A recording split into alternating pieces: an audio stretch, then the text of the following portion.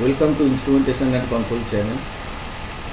So in this video I will explain part by part the DCS, fundamental of DCS from basic to advanced level, and this is the part 1 video where I am going to explain the introduction of the DCS system.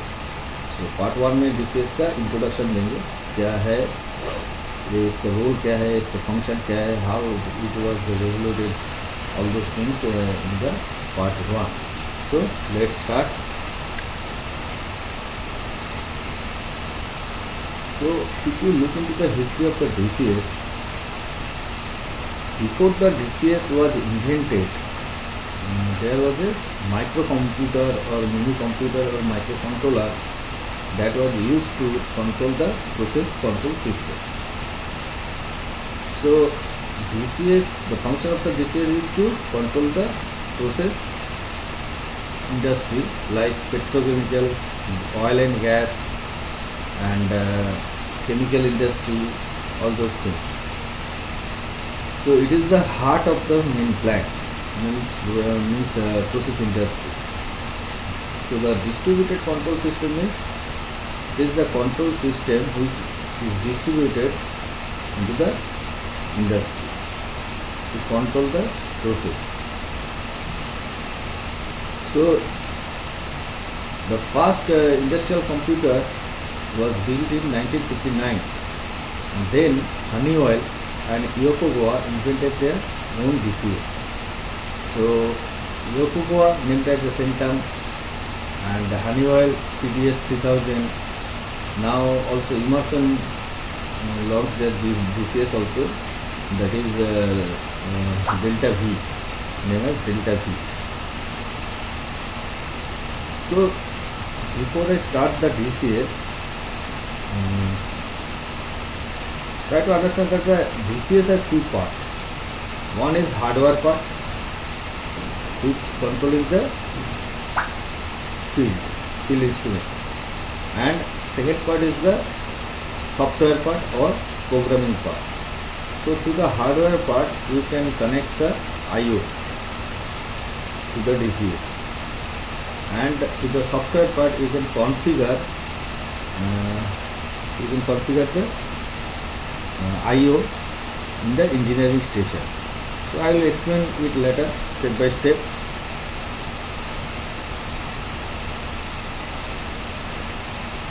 So before start the DCS, you have to understand what is microcontroller.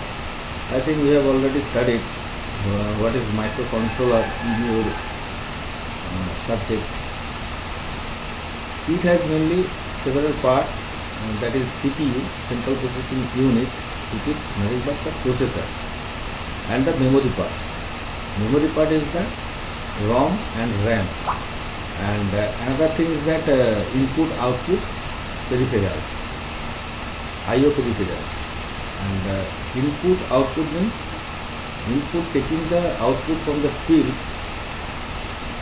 and giving the output to the field through the output, depends on your program. Now if you see in this picture that this is called scan cycle. Scan cycle is applicable for any microcontroller, microcomputer, microprocessor based system. So what is this? This is nothing but it is reading the input first from the field, then it is looking into the program, whether the I/O are related to the program is on or off. Depend on that, it will update the output. So this whole cycle is called program scan cycle. The scan cycle is very much important because it is the basic difference between the PLC and DCS. In case of PLC, scan cycle is minimum, and in case of DCS, scan cycle is more. So I will explain it. Now, before DCS there was a flow controller, there was a controller system. controller means it was made by Yokogawa, Honeywell, Rosemount, Emerson, all those. So controller is nothing but you can think about a microcontroller. Just you can imagine that as a microcontroller which can control your system. How? For this example, you can see here across a pipeline one orifice is installed to create the delta P. So this is the typical flow control system, delta P, and this delta P is then measured by the differential pressure transmitter and going to the 4 to 20 milliamps input to the flow controller. Now depend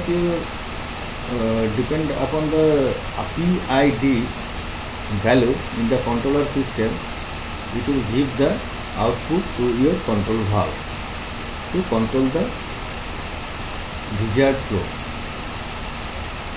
For example, the differential pressure, this flow controller has a set point of 30 torques. Means it will always maintain the flow at 30 turns per hour. Now this is called process variable, the input going to the controller. This is called process variable or PV. Now suppose for example this flow is 25 tons per hour. Your set value is 30 tons per hour. So there is a deviation of 5 tons per hour. To make up this 5 tons per hour, you have to open your control valve.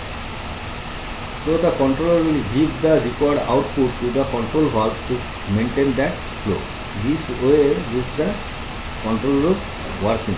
So the flow controller working as a microprocessor or microcontroller system. You can think about that.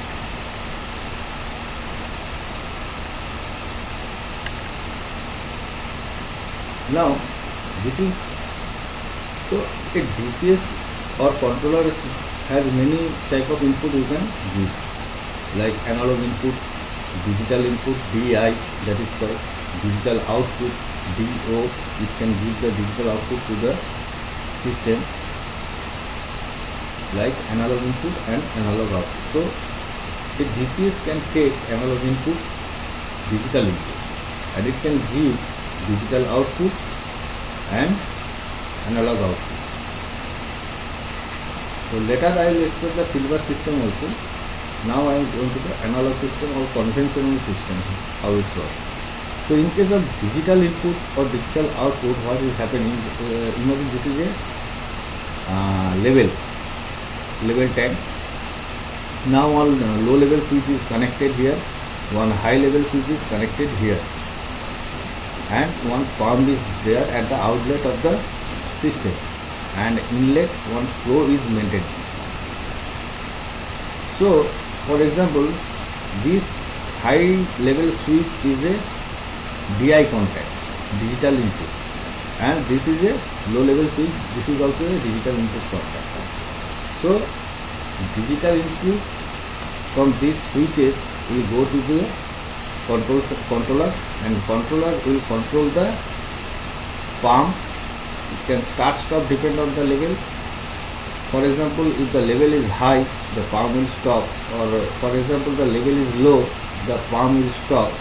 So depend upon the DI, it will control the pump. So this way digital input, digital output can be controlled by the DCS or your flow controller. Process control system is basically two types. One is analog control system and another one is digital control system. In digital control system, fieldbus is the example. I will explain the fieldbus system also. So now I am concentrating on the analog control system. In analog control system, how it is working in case of DCS. So this is the transmitter installed in the field. For example, flow transmitter. Now this flow transmitter giving the 4 to 20 milliamps output to the DCS. But DCS can understand 1 to 5 volt DC. So you have to install one signal conversion or signal conditioning card which will convert 4 to 20 milliamps to 1 to 5 volt DC. Now depends on this set point, it will give the output. This is called closed loop control. Input is coming and depends on the programming, it will give the output to the final element control or the control valve. So before I have explained that if the set point is to maintain this set point, the controller will give the output to the final control element, which will maintain the flow or level or pressure, anything else.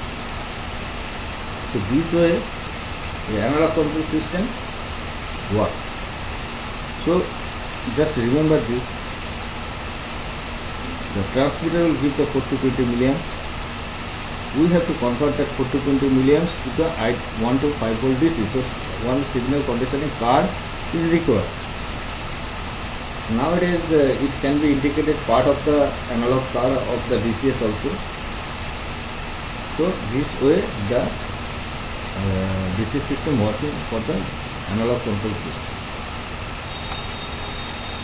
So this is the centralized control system. Now you just think that multiple controller combined together, which can take n number of input. These are the input, n number of input process variable PV1, PV2, PVN, PV3, PV4 like that, and it can take also n number of set value. You can think about that. This is a combination of several controllers, and it can give the output as a MV1, that is manipulated value, MV1, MV2, MV3, MV4, depending on the capacity of the controller. So this is a multi-processor controller. Think like that. So this is the centralized control system. This is called centralized control system.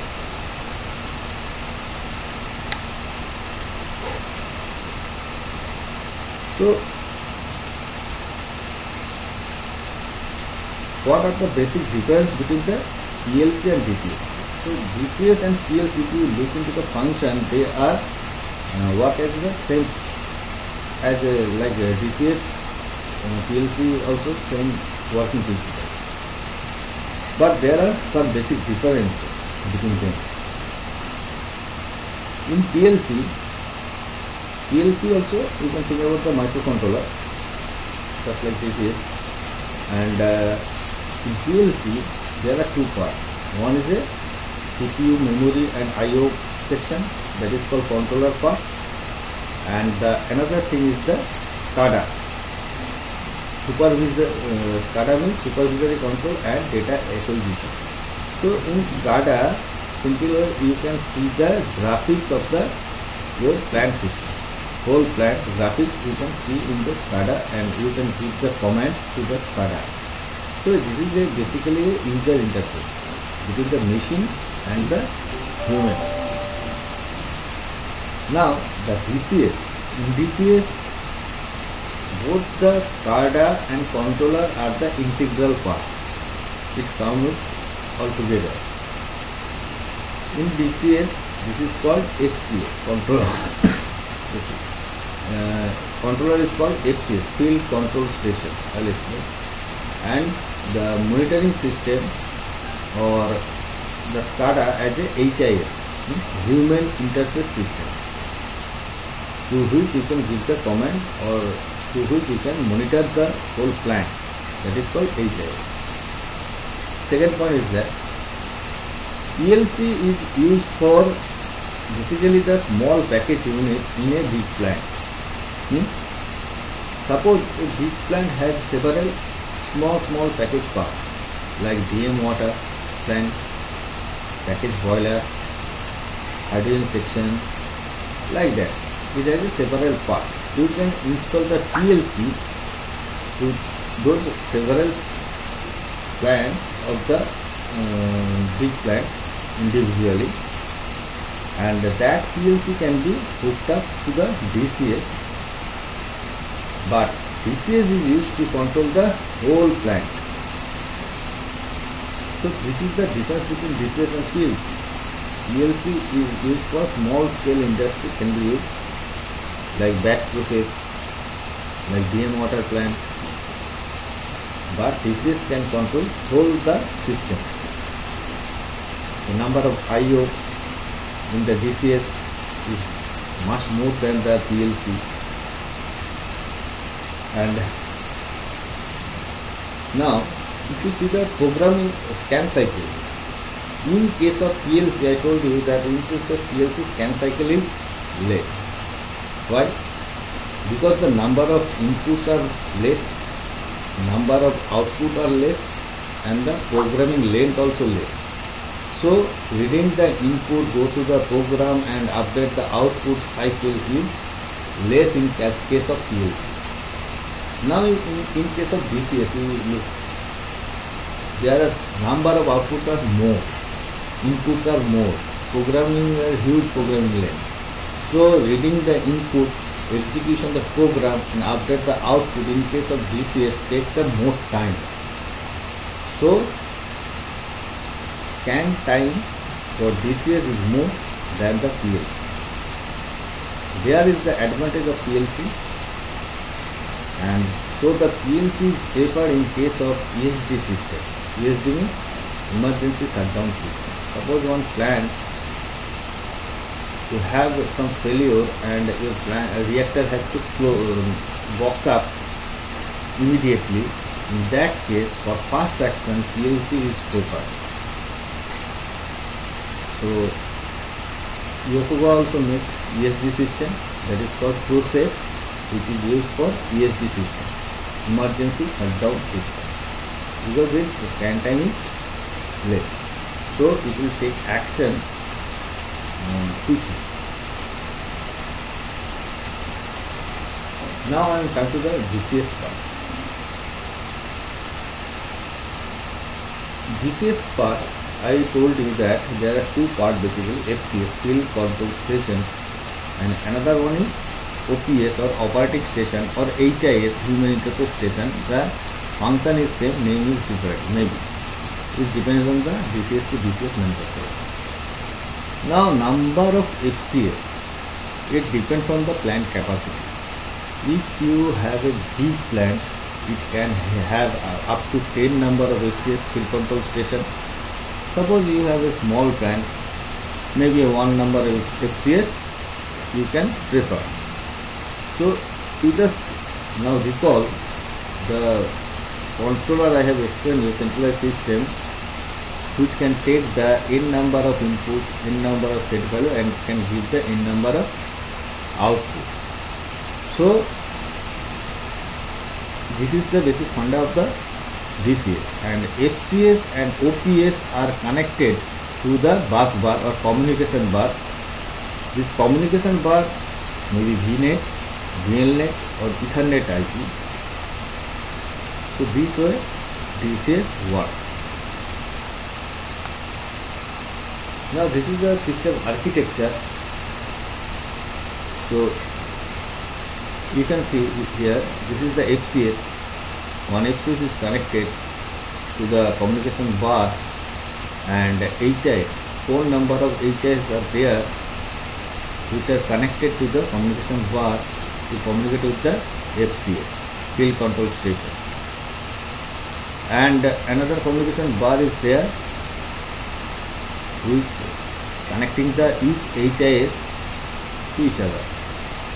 So in OPS you can see the whole plant graphics, and you can give the command through this HIS to FCS. Now these are the PLC which are connected to the communication bus or Modbus. It is connected to the communication bus and giving the data to the HIS, and HIS will show you the values of these PLCs also. So this is the typical components which are installed in case of big industry. So you can see here one FCS is there, Field Control Station. N number of FCS you can connect, depends on the number of I/O. Now this FCS is connected to the VNet communication bus. This is the communication bus, and this is the Ethernet communication bus, which is connecting the number of HIS or number of server, different type of server each other. So this is the process which is connected to the communication bus for ESD system. ESD system. This is the ESD system. So process is connected here. One PRM is installed. PRM means process resource management or plant resource management. This PRM function is different. I will explain it later. And hexagonal system is there. Hexagonal means you can see the long-term trend, or you can see, suppose 5 years ago what was the trend of some control loop. You can check it. I will also explain it separately. So this is the system architecture of a typical plant. Now we just realize how data is coming from the field to your control room. This is the field section. This is your control station where FCS are installed. This is a separate room maybe.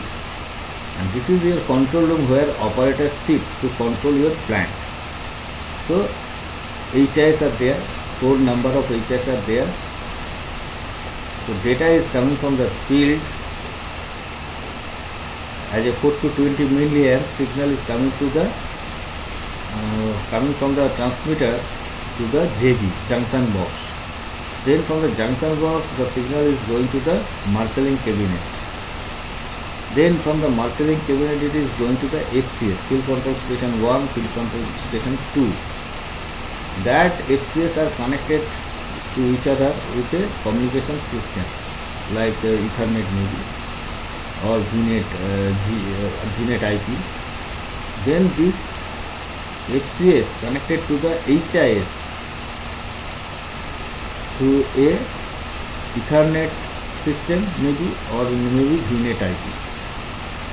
So this way whole loop can be connected from the field to DCS. Now this way, this is the analog input coming from the transmitter. This way the analog output can be connected to a control valve also. So this is the system architecture, how it's look into the field.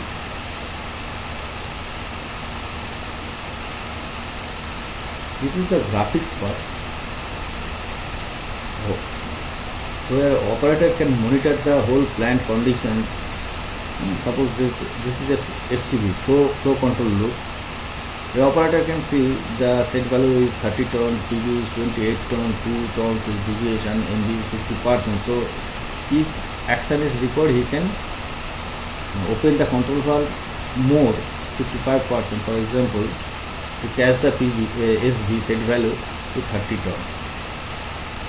So this way operator can control whole system through HIS, Human Interface System, or operating station OPS. So this is the graphics. You can give the command also, you can see the values also. So this is the same one graphics. Now in DCS you can see the online trend. Online trend means current trend. In tuning parameter you can see the current trend. So this is your set value. For example, set value is increased, your PV is going to increase slowly to catch the set value. Depends on this PID value, proportional integral derivative value. So this way you can check the online trend also. Depends on your graph, you can improve the graphs also by changing this PID value. You can refer my PID tutorial also for detailed explanation of how to change the PID value, all those things. So I am giving you the overview of the DCS. I will explain detail later also in my separate videos also. So this is the historical trend which we can look which you can get from the DCS also, DCS system. This is called historical trend. Suppose I want a trend before 6 months ago, or 1 year ago, or 2 years ago, then I have to check the historical trend. From historical trend, you can check the graph pattern, how the graph pattern is usually and how it is behaving now. So we can compare these two graphs to improve the system. Suppose, for example, this graph is sinusoidal wave, and means it is a fluctuation. So it should be like that. For example, this should be like that, but it is fluctuating. So we can capture this type of error and we can correct it to the historical trend. We can get data to troubleshoot in many cases. So historical trend is very important.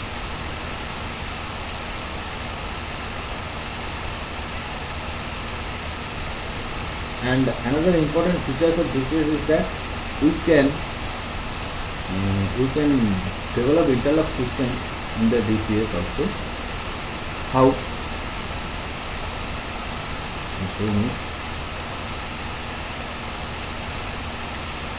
So now this is the tank of a level tank where high level switch are there, low level switch are there, one pump is there. For example, imagine here one on-off valve is there, on-off,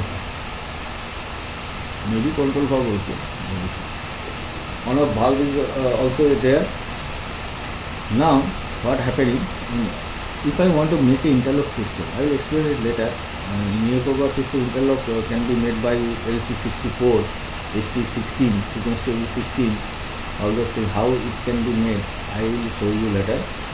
Just for basic fundamental explanation, look into this low level switch and high level switch. So these are the DI, and this is a DO, and pump. From pump also DI is coming to show you the whether the pump is running or not, whether it is the low level or not. So for low level it is coming from here. So in between this there are FCS certainly. So it is coming to the FCS, then it is going to the HIS system to show you whether the level is low or high. So this is a DI. Now this is a high level switch. So here, from here it is coming like this to FCS, field control station. In between this FCS is there.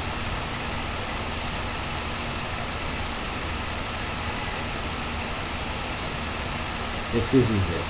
So one DI is coming, it is also DI. One DI is coming through the HIS through FCS to show you whether the level is high or not. So for example, if the level is high, this valve should be closed because this is the inlet valve. So this is the interlock. If the level is high, this valve will close.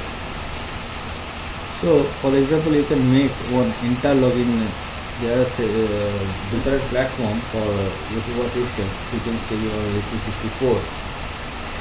For example, just take a NC contact or NO contact, depends on your plant philosophy. Suppose this level is high or low, the pump will stop, or the inlet valve will stop. So this way you can make interlock in DCS also. So I am giving the basic funda of the DCS in this video.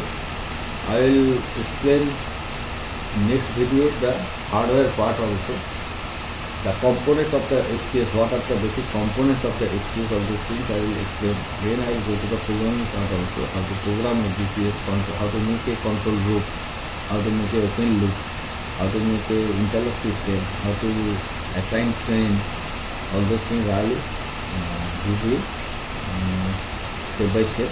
So please like or subscribe my channel and stay with it to follow the all DCS. So thank you. Thank you for watching.